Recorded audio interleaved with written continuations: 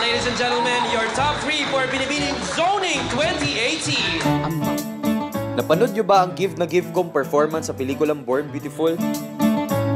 Sa katatapos lang na afternoon soap ng May Special Tatay. Mga kapuso, hindi lang po ako pamangkin ni Ses Quesada at ng broadcast journalist na si Connie Season. Let me tell you my own story.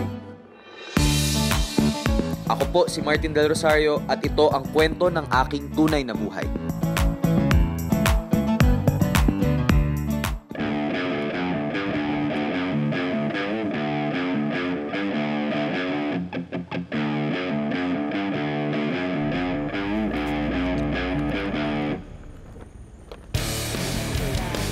Hi, Martin! Hi, hello. Kamusta na? 4 years since our last interview. Doon pa sa bahay, no? Oo, Last time. pero walang nagbago. Gwapong-gwapo pa rin. Congratulations, may special tatay. Tapos na pala. Buti na abutan kita, may panahon ka. No taping today. Wala. Free lang.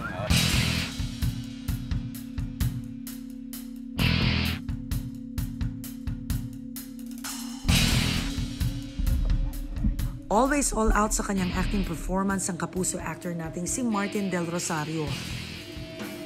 Pero game na game din siya pagdating sa sports at outdoor activities.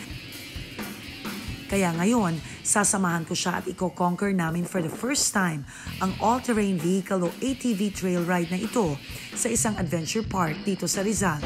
Mahilig ako sa outdoor generally. Mahilig ako sa beach, mahilig ako mag-camping. Eto first time ko itatry, pero mahilig naman ako sa mga extreme na sports. Like, na-try ko na yung water rafting. Nice! Sa Bali noon, yung may mga maraming bato-bato. So ito, feeling ko kaya naman. Medyo excited na kinakabahan, pero yun nga, more na excited naman.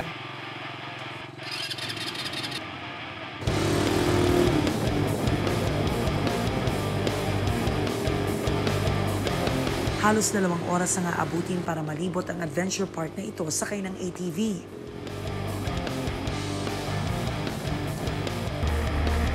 Si Martin, kahit mahilig sa adventure sports, nakaramdam pa rin daw ng kaba.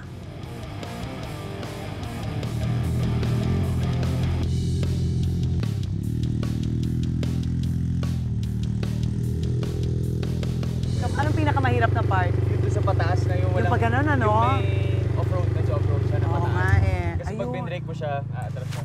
Yun ang medyo nahirapan ka. May kaba pa rin, ano? May konti. Pero worth it naman ang view. Beautiful, ano? Sa ngayon, maraming time itong si Martin para sa sports at activities gaya nito. O eto! Di ba yan yung gusto mo? Katatapos lang kasi ng hit afternoon drama series na May Special Tatay. Sira ulo ka talaga, no? Anong gusto mo, ha? Kung saan gumanap si Martin bilang ex-boyfriend ni Aubrey na ginampanan ng aktres na si Rita Daniela. Gusto ko lang bumawi sa'yo. Si Martin lang naman ang isa sa naging tinik sa relasyon ni na Aubrey at Boyet na ginampanan naman ni Kensha. Ako dito si Gardo. Ako yung pulis na ex ni Aubrey. Kaya yung unang pasok, grabe, papatayin niya ako naman. Talaga? Doon sa social media, talagang galit na. Kasi ano ako, ex na parang Brusko old flame. Ano naman ako dito, pulis na... Alam mo, talagang nagmahalan. Meron kaming matinding past ni Aubrey. Talagang nagmahalan kami. So, si Aubrey, pumasok ako, na-confuse siya. Parang wala kasi kaming closure eh. Wala kaming closure ni Aubrey. So, yun yung kailangan niyang makuha. Parang tinitest niya, mahal ko pa ba tong taong to? Nagsinungaling ka na sa akin, Kasi ayaw Aubrey. kitang masaktan Nasaktan na nga ako, Aubrey eh. Gigil nga raw kay Martin ang mga fans ng love team na Bob Ray. Pero kahit G na G sa kanya ang mga manonood, para kay Martin, tanda raw ito na effective ang pagganap niya sa kanyang role. For me, compliment naman yung mga ganyan. Kasi character naman yun. Hindi naman nila yung I hate you, Martin. Ganyan. Hindi naman. Yung character, yung galit na galit sila. And parang, for me, malaking compliment yung naaasar sila. Lalo na pag talagang kakaasar naman talaga yung character mo. Wala akong masabi sa aktor na to, magaling talaga. Sinabi ko talaga mismo sa kanya, ang galing mo, sabi ko. So nakakatuwa kasi yun eh. Masarap kasing katrabaho yung mga aktor na nakakapagbigay ng emosyon sa kapwa-aktor nila. Ganon si Martin eh. Tiktigan mo pa lang, yung mata pa lang niya, nagbibigay na siya ng emosyon. Hindi ligtas dun sa tenement. Pero bago napasama sa My Special Tatay, napanood din natin si Martin sa isa sa mga biggest projects niya ngayong taon. Ang bonggang indie film na Born Beautiful na kanya mismong pinagbidahan. Girls, buntis ako. What did you think of yourself the first time na makita mo na babae ka? Trans. Nagulat ako. Maganda naman pala. Lalaki pa lang, maganda na ang features mo pag ginawa ka pang babae talaga. Kamusta ang feedback, Martin? Maganda. Tumagal siya ng 3 weeks din sa cinemas and tinanggap maraming sumuporta ng mga tao. So, thank you. Gaano kahirap mag-portray ng role na isang bading? Hindi rin naman first time mong gumawa ng mga gay roles. Siguro yung pinakamahirap dito yung physical part kasi noon nagsimula ako doon sa first part ng movie makikita mo medyo mas malaki pa ako. Tapos napapansin ko nahirapan akong masarado yung mga buttons kasi ang liliit ng mga damit.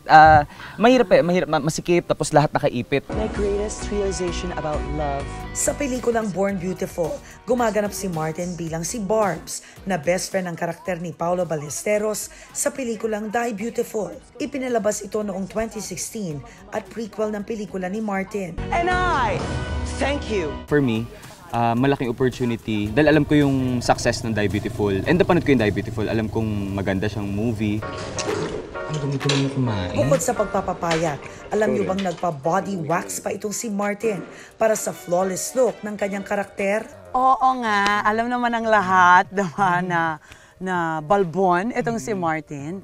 So lahat talaga? Excited pa ako, hindi pala masakit. Tapos yung unang naluha ako agad. Tapos siguro tatlo silang gumagawa. Dalawa, isa dito, isa legs, kilikili sa chest. Tapos ang plano ko lahat. Pero yun dun sa sabi ko, wag na lang. Parang hindi ko napalakaan. Pero ang pinaka-challenging daw para kay Martin, ang kissing scene sa mga ka-eksena niyang lalaki. First time. Pero nakakakaba lang naman siya yung una kasi yung unang sunggab. Kasi parang basta nakakakaba lang. Anong iisipin mo para magmukha siyang talagang romantic at hindi pilit? We see to it na lang na before the scene, para hindi awkward. Para mag-usap na lang tayo. So, ganito yung kiss natin. Walang workshop?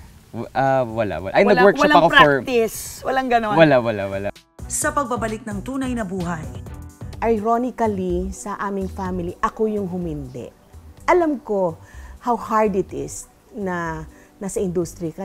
Kung papasok ka sa industry, gusto ko seryosohin mo. And I'm very, very happy naman na he exceeded my expectations.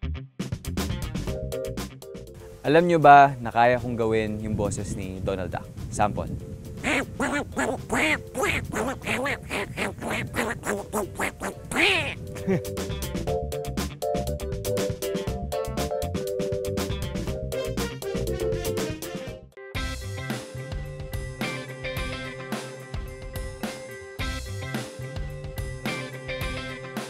Ipinanganak si Martin Miguel del Rosario noong November 25, 1992.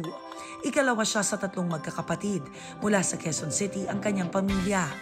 As a little boy, he was very, very makulit. Pero hindi yung kulit na kainisan mo, yung marami siyang, up to now, nakalakihan niya na every time I go home, kung nandito siya, mahilig manggulat, mahilig mag-good time, mahilig manakot.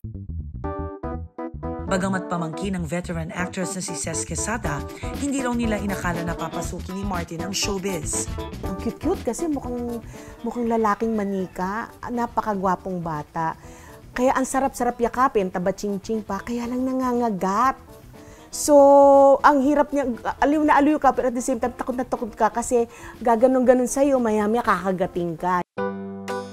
5 taong gulang si Martin ang unang mag-model para sa isang print ad na nasundan ng iba pang ads at TV commercials. Pero hindi naman daw ito agad nagtuloy sa pag-aartista. Nag-focus daw muna noon si Martin sa kanyang pag-aaral, consistent na honor student at nakapag-uwi ng santambak na medalya. Anong pinangarap mo ng bata ka, Martin? Gusto ko maging doktor.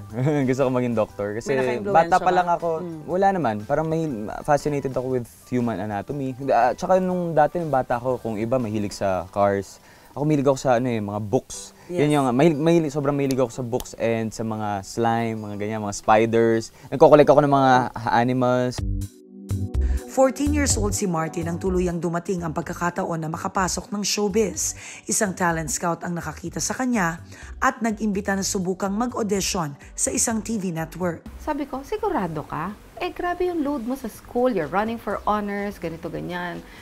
You're an outstanding student. Paano mo gagawin? Sinabi niya sa akin na, sige mama, pero matatanggap niyo ba yung time na tanungin ko sa inyo, ano na kaya ako ngayon kung pinayagan niyo ako mag-artista? So, yun ang malaking tama sa amin. So, we struck a deal. Sabi niya sa amin, I'll give you good grades, sabi niya.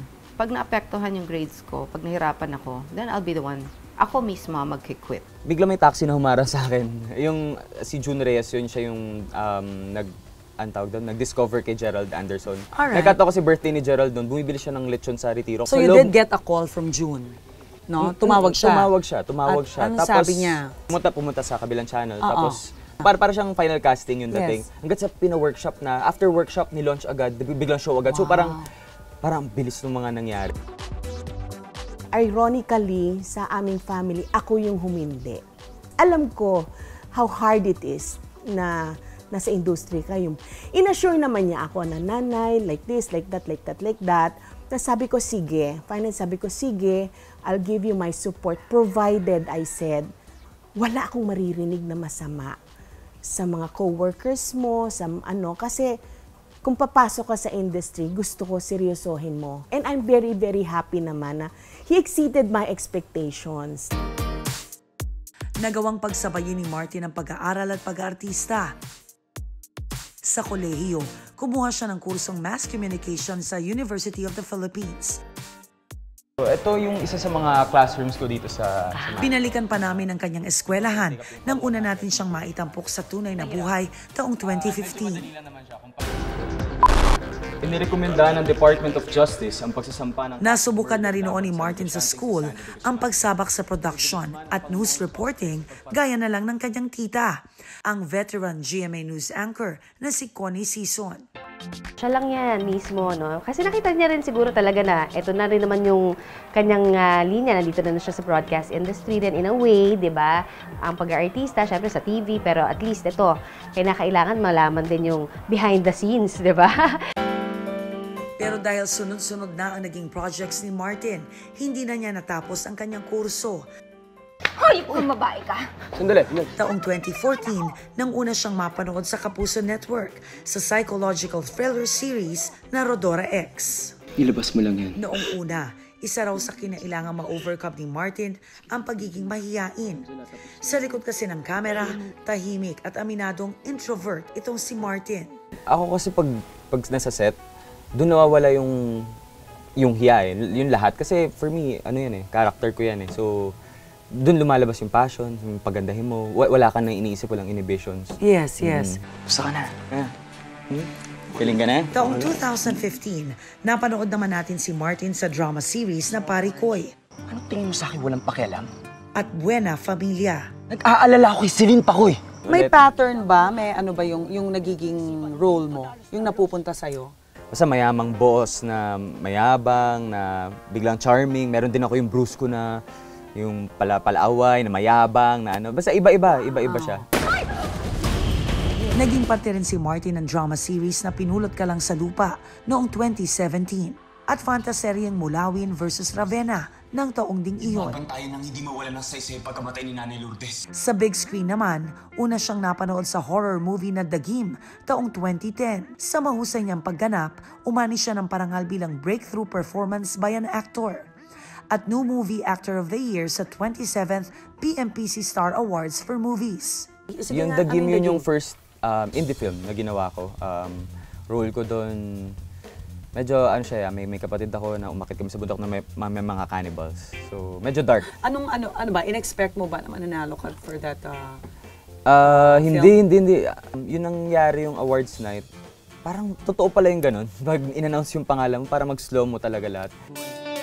At noong 2014, muling pinarangalan si Martin bilang Best Supporting Actor para sa pelikulang Dagitab. Ay! Uy, si Mien! Gusto mo rin ng pageant! Bago matapos ang 2019, muli nating mapapanood si Martin sa big screen sa pelikulang Panty Sisters na sequel ng pelikula niyang Born Beautiful.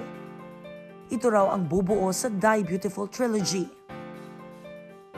Susunod sa Tunay na Buhay. Finish the sentence. Ang sexiest body part ko ay... Ice. Ang showbiz crush ko ay si... Yung iba hindi type to, pero ako gusto ko ang durian, tsaka marang, tsaka durian shake.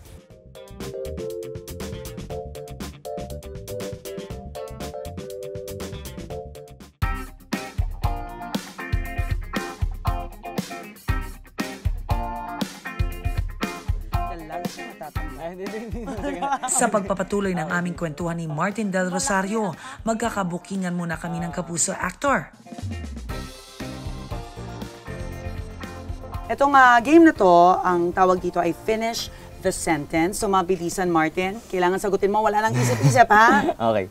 Okay, ready? Finish the sentence. Ang sexiest body part ko ay... Ice. Guilty pleasures ko ay... Marami. Guilty pleasures. Or guilty pleasures. Sige. Ay...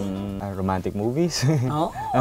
Ang showbiz crush ko ay si... Lovey. Okay.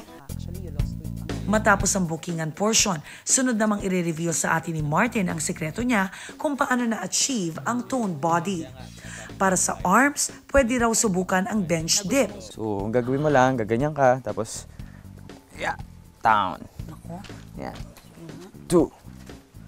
Yeah. 3. Mafe-feel mo dito sa triceps. Ay, oo nga, no? Dito Tama siya. ba yung... Yeah, yeah. 90 degrees, hindi dapat naka-out, no? Yeah, dapat yung parang puwet mo dito, huwag mo masyadong... So, mga 20 din. Mga ganyan, 20. Sunod naman ang modified push-up. So, yung modified, pwede nyo naka-cross ng leg lang ganyan. Tapos yan. Oo. Yeah. Pero pag yung normal lang na push-up, pwede ka ganyan.